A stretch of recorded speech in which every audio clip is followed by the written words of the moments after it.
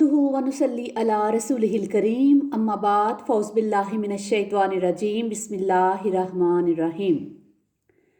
अस्सलाम वालेकुम व रहमतुल्लाहि व बरकातुहू। आज हम सूरह इंशिकाक के मानी और मफ़हूम को समझने की कोशिश करेंगे। बिस्मिल्लाहिर्रहमानिर्रहीम, शुरू अल्लाह के नाम से जो बड़ा मेहरबान निहायत रहम वाला है। इज़्ज़स समाउन शक्कत, जब आसमान फट जाएगा। व अज़िनत ली रब्बिहा व हुक्कत, और अपने रब के हुक्म की तामील करेगा और उसे यही ज़ेब देता है। व इज़ल अर्ज़ु मुद्दत, और जब ज़मीन को फैला दिया जाएगा। व अलकत मा फ़ीहा व तहल्लत, और वो निकाल बाहर करेगी जो कुछ उसके अंदर था और खाली हो जाएगी, यानी ज़मीन अपने सारे बोझ निकाल कर बाहर फेंक देगी। क़यामत के दिन ज़मीन अपने अंदर दफन तमाम इंसानों को और उनके तमाम अज्जा को निकाल बाहर करेगी। उसके अलावा भी ज़मीन में जो कुछ मादनियात और ख़जाने छुपे हुए हैं वो भी क़यामत के दिन निकाल कर बाहर फेंक देगी। व अज़िनत ली रब्बिहा व हुक्कत, और वो भी अपने रब के तामील की हुक्म की तामील करेगी और उसे यही ज़ेब देता है। यानी जिस तरह से अतात का मुज़ाहरा आसमान करेगा, उसी तरह से ज़मीन भी अल्लाह का हुक्म बजा लाएगी। या अय्युहल इंसानु इन्नका कादिहुन इला रब्बिका कदहन फमुलाकीह, ए इंसान तू मुशक्क़त पर मुशक्क़त बर्दाश्त किए जा रहा है अपने रब की तरफ, फिर तू उससे मिलने वाला है। यानी ये जो दुनिया है इंसान के लिए इम्तहान का घर, यानी मुशक्क़तों का घर है। इंसान तो पैदा ही मुशक्क़त में किया गया है, गोया मुशक्क़तें बर्दाश्त करना, दुख उठाना और सख्तियाँ झेलना इंसान का मुकद्दर है। इंसान के अगर आखिरी इक्तसाब का तसव्वुर जहन में लाएं और फिर मुआजना करें कि बाकी जानदारों के मुकाबले में इंसान किस कदर मुश्किल में है। एक बोझ उठाने वाले जानवर की ज़िंदगी का मामूल चाहे जितना भी मुश्किल हो, लेकिन उसकी मुशक्क़त और तकलीफ़ उसकी ज़िंदगी के साथ ख़त्म हो जाती है। लेकिन इसके बरक्स इंसान है जो कोफ्त पर कोफ्त बर्दाश्त करता है, और जब इस दुनिया से जाएगा तो अपने रब के सामने खड़े होकर अपनी दुनिया की ज़िंदगी के एक एक मिनट का हिसाब देना होगा। इस हवाले से नबी पाक सल्लल्लाहु अलैहि वसल्लम की एक हदीस है कि इब्ने आदम के पाँव क़यामत के रोज़ अपने रब के हजूर अपनी जगह से हिल नहीं सकेंगे जब तक उससे 5 चीज़ों का हिसाब न ले लिया जाए। उसकी उम्र के बारे में कि कहाँ फना की, उसकी जवानी के दौर के बारे में कि कैसे गुजारा, माल कहाँ से कमाया और कहाँ खर्च किया, और जो इल्म हासिल हुआ था उस पर कितना अमल किया। ये मरहला हर एक इंसान के लिए ऐसा मुश्किल है कि उसे याद करके हज़रत अबू बकर सिद्दीक़ रज़ी अल्लाह ताला अन्हु अक्सर रोया करते थे और कहा करते थे कि काश मैं एक चिड़िया होता। फ़अम्मा मन ऊतिया किताबहु बियमीनी, तो जिसको दिया जाएगा उसका अमाल नामा दाहिने हाथ में, फ़सौफ़ा युहासबु हिसाबन यसीरा, तो उससे लिया जाएगा बहुत ही आसान हिसाब। इस हवाले से हज़रत आयशा रज़ी अल्लाह ताला अन्हा से एक रवायत मनकूल है कि वो बयान करती हैं कि नबी पाक सल्लल्लाहु अलैहि वसल्लम ने इरशाद फरमाया, क़यामत के रोज़ जिसका हिसाब लिया जाएगा उससे तो ज़रूर अज़ाब दिया जाएगा। उस पर हज़रत आयशा रज़ी अल्लाह ताला अन्हा ने अर्ज़ किया, क्या अल्लाह ताला ने ये नहीं फरमाया फ़सौफ़ा युहासबु हिसाबन यसीरा? तो आप सल्लल्लाहु अलैहि वसल्लम ने इरशाद फरमाया, ये हिसाब नहीं होगा, ये तो महज अमाल नामा पेश किया जाना होगा। क़यामत के दिन जिसके हिसाब की जांच पड़ताल की गई उससे तो ज़रूर अज़ाब दिया जाएगा। अल्लाहुम्मा इन्ना औज़बिका मिन अज़ाबि जहन्नुम, अल्लाहुम्मा हासिबनी हिसाबन यसीरा।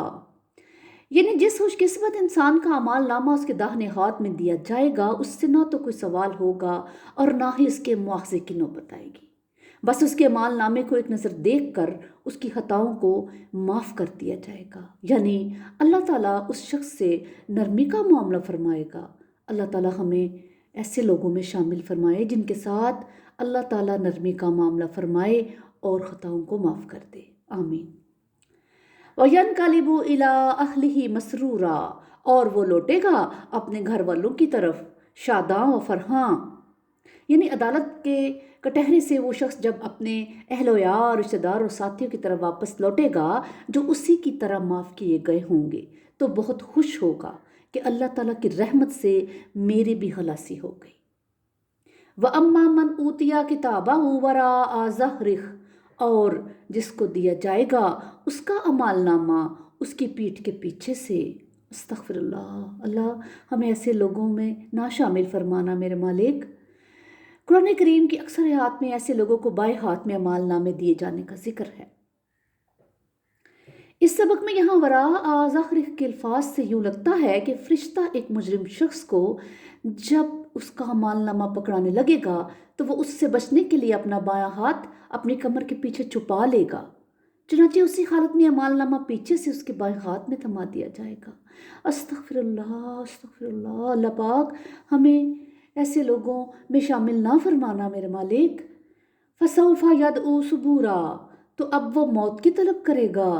اس وقت یعنی اس کی ایک ہی خواہش ہوگی کہ مجھے موت آ جائے اور میں مر کر ختم ہو جاؤں۔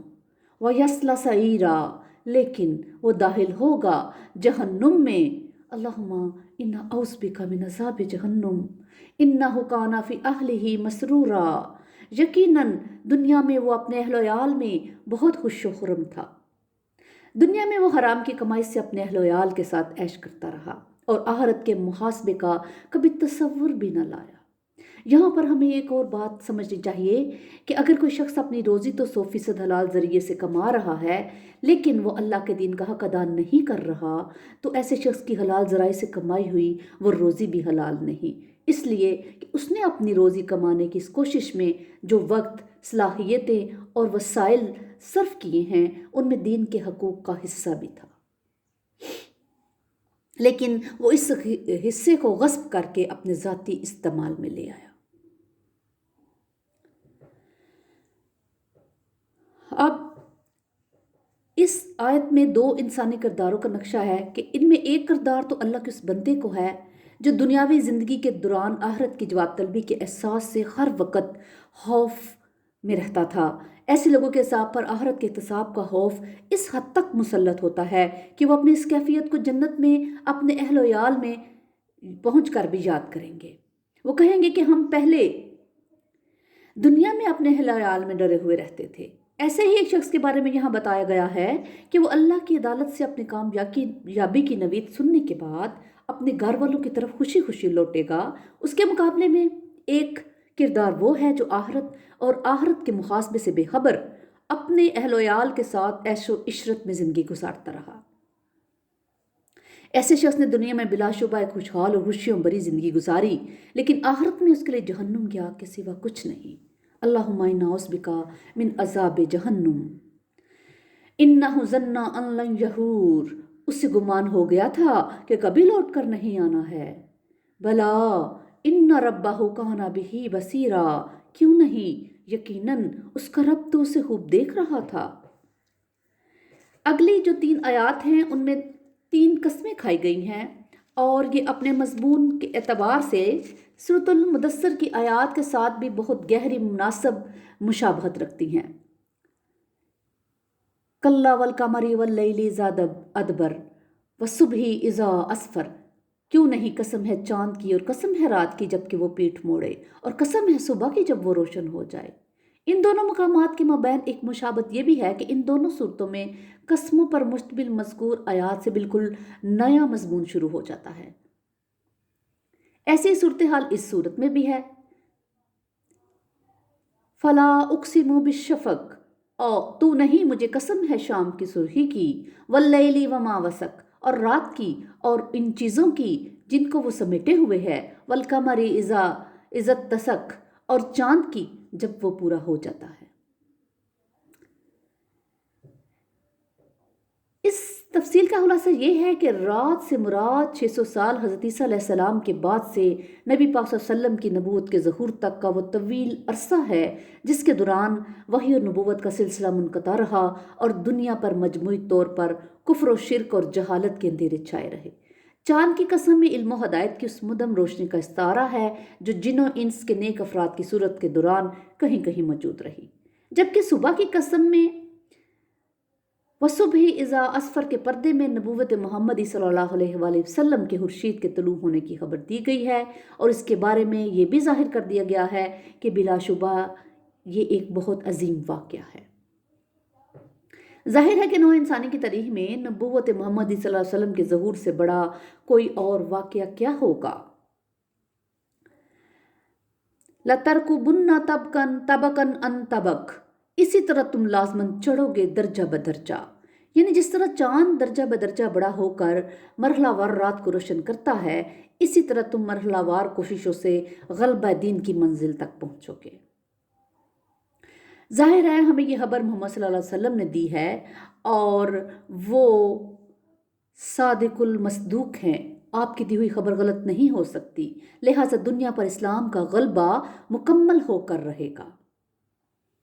البتہ اسلام کے دوسرے غلبے کی روشنی چاند کی روشنی کی طرح مرحلہ وار اور تدریجاً پھیلے گی، اور بالآخر ان اجتماعی اور مرحلہ وار کوششوں کے نتیجوں میں جب اللہ کو منظور ہوگا، اسلام بطور دین پوری دنیا میں غالب ہو جائے گا۔ فَمَا لَهُمْ لَا يُؤْمِنُونَ، تو انہیں کیا ہو گیا ہے کہ یہ ایمان نہیں لاتے۔ وَإِذَا قُرِئَ عَلَيْهِمُ الْقُرْآنُ لَا يَسْجُدُونَ، اور جب انہیں قرآن پڑھ کر سنایا جاتا ہے تو یہ سجدہ نہیں کرتے۔ بَلِ الَّذِينَ كَفَرُوا يُكَذِّبُونَ، بلکہ یہ کافر تو جھٹلا رہے ہیں۔ اس آیت کے الفاظ سے یہ اہم نقطہ بھی واضح ہو جاتا ہے کہ کفر اور تکذیب باہم مترادفات نہیں بلکہ الگ الگ معنی کے حامل دو الفاظ ہیں۔ کفر کے لغوی معنی چھپانے کی ہیں۔ اس مفہوم میں کسی انسان کا کفر یہ ہے کہ اس کی فطرت کے اندر اللہ تعالیٰ نے اپنی ذات کی معرفت سے متعلق جو گواہیاں رکھی ہیں وہ جانتے بوجھتے ان گواہیوں کو چھپا دے، جبکہ تکذیب سے مراد اللہ تعالیٰ کی ان آیات کو جھٹلانا ہے جو انسانی فطرت میں موجود گواہیوں کو ایکٹیویٹ کرنے کے لیے اس کی طرف سے نازل ہوئی۔ ان دونوں جرائم میں سے پہلا جرم یعنی کفر کے بارے میں تو شاید کوئی عذر بھی قبول ہو جائے، مثلا یہ عذر کے ماحول کی منفی اثرات کی وجہ سے کسی انسان کی روح یا فطرت پر غفلت کے پردے پڑ گئے تھے اور اس وجہ سے اس کی فطرت کے آئینے میں اللہ تعالیٰ کی معرفت پوری طرح سے منعکس نہیں ہو سکی۔ لیکن جب اللہ تعالیٰ کی واضح آیات کی صورت میں انسان کے سامنے باقاعدہ روشنی آ گئی اور اس روشنی سے بھی اس کو وہی پیغام ملا جو عین اس کی اپنی فطرت کی آواز تھی، تو اس کا جانتے بوجھتے ان آیات کو جھٹلا دینا یقیناً بہت بڑی ڈٹائی اور بہت بڑا جرم ہے جس کے خلاف کوئی عذر قابل قبول نہیں ہو سکتا۔ واللہ عالم بما یوعون، اور اللہ کو خوب معلوم ہے کہ یہ لوگ اپنے اندر کیا بھرے ہوئے ہیں۔